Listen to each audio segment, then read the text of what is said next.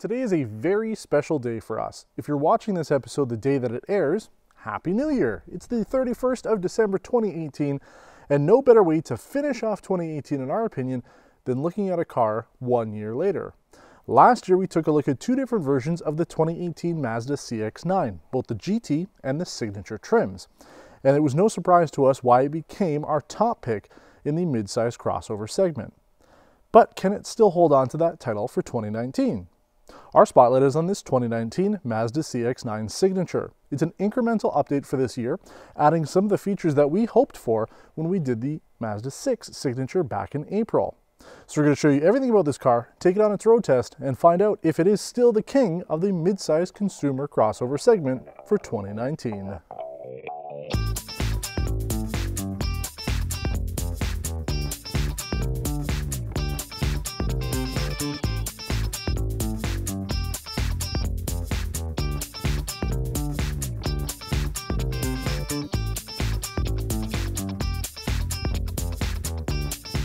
So as I mentioned in our introduction, last year we filmed 2 episodes on the CX-9, technically 3 if you count our winter tire episode that we did, but the point is we covered the GT and the Signature. But now that we're a full year later, we've done an entire new season of Test Drive. I looked back at the Signature episode. Ooh, that wasn't very good, and it seems to be a trend as I go back and watch our older episodes of Test Drive. So instead of doing a snapshot and just showing you what's different for 2019, we're going to do the whole thing. I want to go over everything. So if you're watching this for the first time, if you've come to our channel because you've searched for the Mazda CX-9 2019 and you're curious to know about it, you'll get everything or near everything in this episode. If you're watching from previous episodes, maybe you've seen our episodes on the 2018, then I hope you're going to enjoy it anyway because it's a little bit different than what we've done before, more in line with our more in-depth episodes that we've done. Now with the CX-9, you get full adaptive LED headlights. Adaptive meaning they'll turn when you move the wheels at night. There is also an LED signature grille. We saw that last year as well, where there's a little bit of ambient lighting, so to speak, in the front end of the grille. I like it. It's very subtle, gives this car a unique look for the Signature trim. You also have front and rear parking sensors. That's nothing new. But the things that they've added that are new, especially for the exterior of this car, is a 360-degree camera system, which we saw in the Mazda CX Signature. We'll talk about that more on the inside. And automatic power folding mirrors. Woohoo! Something that we talked about a lot last year. It's not a feature that's new in Europe. If you've watched this show and you're from Europe or Japan, you'll be probably one of the people that commented before and said, well, we have power folding mirrors in Europe, Japan. Yes, we know. Trust me, we got so many emails about that, so many comments, but not here in North America. So they finally added that to the CX-9. It's the only car in Mazda's North American lineup that has it from the factory, but we're going to expect to see that coming with other models now that they finally included it here. You lock the door from either of the front doors, they'll automatically close. You can also close it manually from the knob that controls the actual mirrors themselves. So those are the 2 big features that you'll notice on a daily basis. But Mazda hasn't just been sitting around. They've been doing a lot with this car to make sure that it performs and handles a lot better on the road. Not that there was a problem with the 2018 model, but they want to continue to improve their vehicles. So, for example, they've refined the suspension and steering systems, making it more linear when you're driving on the road and gives you a higher quality ride feel. So some of the things that they've done, they've reduced the damper friction with new urethane top mounts for the rear dampers. They've also added new rebound springs for the front and rear dampers and optimized the vertical spring characteristics of the engine mounts. So all of those things go in to help a little bit when it comes to the ride and handling. We always thought the car was phenomenal on the road, but now it's just a little bit better. They've also changed the steering system a little bit. The point of attachment between the ball joint and the steering knuckle has been improved. And Mazda has also increased the rigidity of the front hub bearings and steering gear mounting rubber. So steering is a little bit more improved, suspension is improved more, and the engine mounts are also improved. Now the engine mounts, I don't know if that's related to the issues that some people have noticed with the CX-5. I doubt it, but the CX-5 for 2018 and 17, we did have some people complain that in ultra cold situations, the engine would vibrate on startup. We never experienced that with either our car or the CX-9, but perhaps it's something that they're doing with this car and might be addressed for the CX-5. But now that we've talked about the front and some of the changes with this car, let's hop around back and talk about the few things there, and then we'll jump inside. Now, nothing has really changed for the rear end of the CX-9. Looks exactly the same, especially if you watched our episode on the 2018 Signature. It's the same color, snowflake pearl white, so it blends in a little bit with the snow. But the back end hasn't really changed. You do have their signature LED taillights. I like them. Gives the car a good look. We'll probably get to see a change now, since this week that we're filming it, Mazda announced the new 2019 Mazda 3, and it's changed the back end look of it. So we're going to expect to see some changes with all other products down the line. Now, I do have a power liftgate. It's not one of the super fancy ones that we see on some cars where you can swipe your foot underneath. You can open it from the fob or from inside the car, or the button on the back of the trunk here. But aside from that, there's nothing to surprise you in the back here. You do have the parking sensors along the back with the rear camera. And essentially the back is a pretty good size for a mid-size 3-row crossover. If you have the seats up, you still have a good amount of space to be able to put, I don't know, up to 6 or 7 grocery bags into it.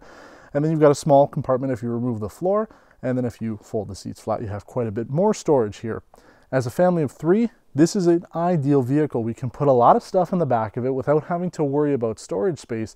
But if we have friends or family come over and we want to take one car, we'll just pull the seats up and have seating for 7. Aside from that, you have a 12-volt outlet on the passenger side. I know some people will route their dash cam power to that socket so that it doesn't take up a space that you might be using up in the front. Now let's hop in and talk about the inside. So as I mentioned when we were out front, we were expecting some changes to come with the 2019 CX-9 or even 2020 CX-9 based on the 2018 Mazda CX Signature. The problem when you add a new car or a complete redesign usually makes the rest of the vehicle lineup look a little dated. Now with the Mazda 6, it added some tech that this car didn't have. We talked about it during that video, we expected to see it, and essentially almost all of it has been added to the CX-9 Signature. So great, we're really happy with the changes. We're really happy that Mazda is listening to its clients, its customers, auto journalists like ourselves, and improving each model year with new things that get consumers excited, but also keeps them competitive. It's something that you'll be noticing a lot as we go into the 2019 season of test drive. Since we've driven so many vehicles this year, we're going to start looking at some of the improvements that manufacturers have put into their next model years. And this is a great example because they have done so much that it really makes it feel not like a completely new car, but one of the reasons why we're doing a spotlight instead of just a quick snapshot. Now, the base model of the Mazda CX-9 gets the Apple CarPlay and Android Auto update from the factory. Oh my God, it's like a blessing and a curse at the same time. And the reason why I say that is because it doesn't work very well. It's too bad because we've been asking for Android Auto and Apple CarPlay pretty much since we bought our 2017 CX-5. And I know a lot of people have been asking about it. A lot of people wanted to get it. And now that it's been rolling out, I'm not super thrilled with it. I'd prefer to use just the navigation that's built in, which they've improved. You now have SiriusXM traffic and travel links, so you have a little bit more data that comes from your SiriusXM subscription on the base navigation system. But the way Mazda has implemented Apple CarPlay and Android Auto could be a little nicer.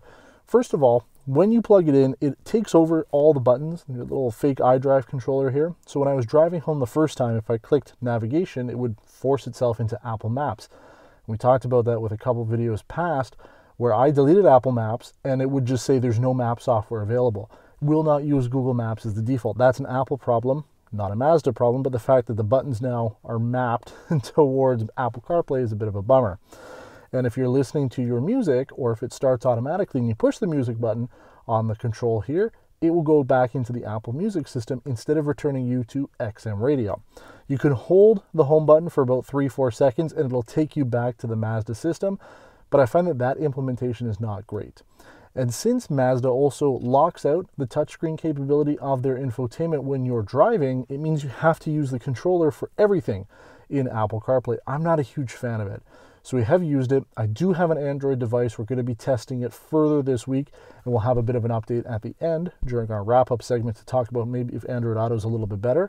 But even though Apple CarPlay exists on this car, I'm not going to use it. So you do get it on all the models for the 2019 CX-9. I'm skipping it. Now the GT trim also gets ventilated seats, same with the Signature trim. We saw that on the Mazda 6, that's a good plus. You also have an updated HVAC system. I think it looks very clean, a little bit more elegant than we saw on the previous Mazda model, so I really do like the look of it. It's a little bit more luxury oriented. And I think one of the biggest features that they've added are seat belt occupancy sensors for all 7 passengers. So when you turn on the car, normally you'd see right now the passenger airbag off, But when you start driving or when you start the car up, it will show you all the other passengers and if the seatbelts are on. And pretty straightforward to figure out how it works. You know, center row and the back row. So if you've got kids back there, you've got adults back there, you can see if those seatbelts are enabled, and it will tell you if there's something sitting on it, somebody sitting in it, and the belt is not on. So really great stuff going on there. We talked about that with the Volvo models that we featured. Volvo has occupancy sensors on theirs. Mazda is now the second manufacturer we featured this year that has them. So excellent safety tech going on there. On the Signature trim, you do get the updated frameless HomeLink mirror here. Gives you a nice clean look with the HomeLink buttons on the bottom, auto dimming if you turn it on, and the 360-degree camera. Now, unfortunately, it's the same 360-degree camera we saw on the Mazda 6, and it really looks like a BlackBerry camera. It's really bad, worse than VGA quality. You cannot see anything, whether you're backing up or going forward. It's just so blurry, it's so pixelated, not a good system. The 360 portion, you could get away with it being that quality because really you should only be using the 360 portion to make sure you're in the lines properly. So being able to see the yellow lines of a parking lot isn't a huge issue, but when you're backing up or going forward, it's almost impossible to tell what you're going to hit, if anything. Mazda says they've updated the overhead console, better integration with your sunglasses, LED lights, and the button controls for it. And the center light that comes down at night says that it has a little bit more power and a little bit more throw than it was on previous models. Aside from that, you have your color head-up display we've seen on pretty much all other Mazda models, which works really well. Open pore wood accents along the center, and you also have mood lighting on the doors as well. Wood trim on the door panels where your controls are for windows. I like it, it looks really good. I like the feel of it, and the texture gives this car a premium look, despite the rest of it not having leather or suede. But we're expecting to see that if Mazda does do a complete refresh of the CX-9 for 2020. A new updated 7-inch gauge cluster computer. It basically has the same information from before, but they just display it in the center where your speedometer is. I think it looks really nice. One interesting thing is there is a digital and an analog fuel gauge. I don't know why, but maybe Mazda put the digital one in there and then forgot that they still had the analog one and thought, oh, well, we'll just keep it. It looks nice that way. Maybe fix the redundancy for a model year update. Now, finally, we'll talk about above here. The headliner Mazda has updated it with better sound absorbing material. We'll talk a little bit about that on the road test, but one of our disappointments is the sunroof. They haven't offered a panoramic sunroof. We were hoping for it for this model year, but maybe if they do a complete refresh for the 2020 model year, we might get it, because I can't think of a vehicle in this segment that doesn't offer a much larger option for a sunroof, whether it be 2 or 3 of them or a panoramic option. That's about it for the interior here. We really do like the layout of it. It looks really good, gives you a premium feel, even if it doesn't have all the suede and leather that you see on some other models now from Mazda's lineup, but it is still a premium oriented feel to it. But let's take this car on the road now and see if it still lives up to our expectations. What a difference one full year can make. Back at the beginning of November 2017, we took a look at the 2018 CX-9 GT. And then a couple months later, in the beginning of January 2018, we drove the 2018 CX-9 Signature. And it was a good opportunity for us. It was one of the first press cars we had since moving here to Quebec. And it gave us a good idea of how that car was to live with for a week. But I watched that video and it wasn't really that great. And I mean, I guess if you watch both the GT and the Signature videos together, it'd give you a pretty complete picture, I suppose. So that's why we're doing a whole new thing here. We're going to do a whole new driving segment and everything and act as if this was a completely new car that we're driving. But I have to say that it really reminds me why I like driving Mazda's new vehicles when I drive a vehicle like this. You know, our CX-5 has been sitting for so long now. We don't get a chance to drive it as much as we'd like, so I sometimes forget as to how good these cars really are on the road. They're smooth, they're comfortable, power delivery is great, and even though they are still using a 6-speed automatic transmission, whereas a lot of manufacturers have bumped up to 8 speeds, it still works exceptionally well. My drive back from Montreal was really smooth. They've really changed things to make this car feel a little bit better. We talked about it on the outside, how Mazda has put money and time towards some of the critical components that made the ride quality not bad. I mean, we loved the 2018, but why they've improved small details on paper to make the ride even better for 2019. Can I feel it? I don't know. I'd have to drive the 2018 again side by side to really see if there's a difference. But man, it is a smooth car to drive. I just really love driving the CX-9, even though it is big, and we'll talk about that in our wrap-up segment, but there's a good opportunity. Mazda, you got to come back out with the CX-7, a smaller version of this. Just a 2-row version of the CX-9 would go so well in this market now, because there isn't really a lot of mid-size 2-row crossover SUVs. There's a few of them. We've featured a couple of them. There's one of them right there. The Ford Edge is considered a mid-size, but it's got 2 rows. So there is an opportunity for Mazda to come out with the CX-7 again. I think it's time. But anyway, let's talk about the rest of this car. There isn't really anything else changed aside from the things that we talked about with the suspension and the engine mounts, as well as the headliner as well. Helps a little bit with interior noise. Not that we had an issue with the 2018, they improved it for that year as well, making sure that the interior cabin was quiet. And I'd agree, I mean, our drive from Montreal again and driving around here has been pretty good. So they've put some time and money into making the interior sound better. And again, you know, it's quiet in here. If you're driving along on a highway, on a road, you're not going to hear the outside road as much. So really good sound insulation overall. I know people have asked us, hey, why don't you use like a sound meter to be able to actually accurately tell what the sound levels are? In a perfect world, if we were made of money, sure, we would definitely do that. But definitely compared to other mid-sized cars we've driven, especially recently, you can definitely tell that there is added sound insulation on this car. I really do like it. Now, if you watch all of our episodes, you probably saw last week we did the 2019 Subaru Forester, and we talked a lot about how that car was exceptional in the snow. We had these 2 cars back to back more or less, and I was able to drive both on the same day on sort of similar roads. It's not possible for us to have done it essentially back to back in the sense that I drive one on the road, drive the next one in the exact same course, but I took this car basically on the route backwards, with the Forester coming in first and then taking this one a couple hours later. And I have to say that the Forester really handled phenomenally well on these slick roads here with all the snow on them. This, not bad, but not quite as good. And I know it's a different car. It's a mid-sized car compared to the Forester, which is a compact car, so it really is hard to compare. But I just want to mention, because we don't have something like maybe the Subaru Ascent to be able to compare with this today, just from a all-wheel drive perspective, the Subaru is fantastic. And I have to imagine that if the Ascent is built the same way that the Forester is, then it would be exceptionally good in snowy conditions. But when it comes to the actual ride quality, the Mazda is way better. I just like the way that it drives, smooth as butter as you go along. Transmission, as I mentioned, is very smooth considering it's still using essentially old technology with the 6-speed, but I really do like it. Getting onto the highways with power, no problems. Steering, it's not heavy, it's not light. It's right in the middle of where you'd like it to be. Again, Mazda has improved the steering components to make it a little bit better for driving experience overall. Can I feel it? No, not without driving them side by side, but it is a fantastic experience driving this car. So there's no complaints in terms of the drive. I'm really impressed with what they've done with this model year. Mazda continues to improve their vehicles, so it's good. If you're interested in buying these cars, you don't have to worry that, you know, the next year is going to be exponentially better, but you can always look forward to them continuing to improve their products, which is the way to go. I'm really excited that we've gone through a full year of weekly episodes of Test Drive and come full circle with a vehicle that really kicked off the 2018 season of the show. Having the chance to feature a full model year update is something we're planning to do more of moving forward.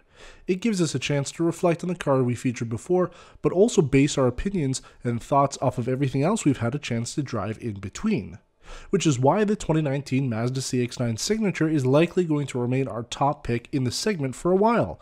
Mazda has improved on the vehicle in a number of ways, taking feedback from its customers and alike and making an even better vehicle, rather than just carrying over the same product from 2018. It's hard for us not to like the mechanical updates that provided us an even better ride and comfort during our week. Other updates like the ventilated front seats and updated gauge cluster computer were also nice pluses to bring the CX-9 more in line with the rest of the competition. We'd be hard-pressed not to mention the excellent LED headlighting system that offers LED fog lights and adaptive front beams. The seatbelt occupancy sensors are also a huge plus for this car, being only the second manufacturer we featured to date on Test Drive with a full seatbelt warning system. We expect to see this make its way to other Mazda models in the near future. Looking back on what we liked from the 2018 model, the exterior design is a solid win for us, being the best looking SUV in the consumer segment, and the rear window sunshades are something that we don't always find from the competition. Now before moving on to our dislikes, let's talk about fuel economy. The CX-9 did 9.9 liters per 100 kilometers, or about 24 US miles per gallon on our 100 kilometer test loop, and averaged out to 11.2 liters per 100 kilometers, or about 21 mpg during our full week. Now for the dislikes. Mazda has obviously been listening to feedback since they've made some serious improvements to the 2019 CX-9, but there's always room for improvement. The 360-degree camera system is truly awful and feels like it was just added just to say the feature was there, rather than ensuring the camera resolution was functional.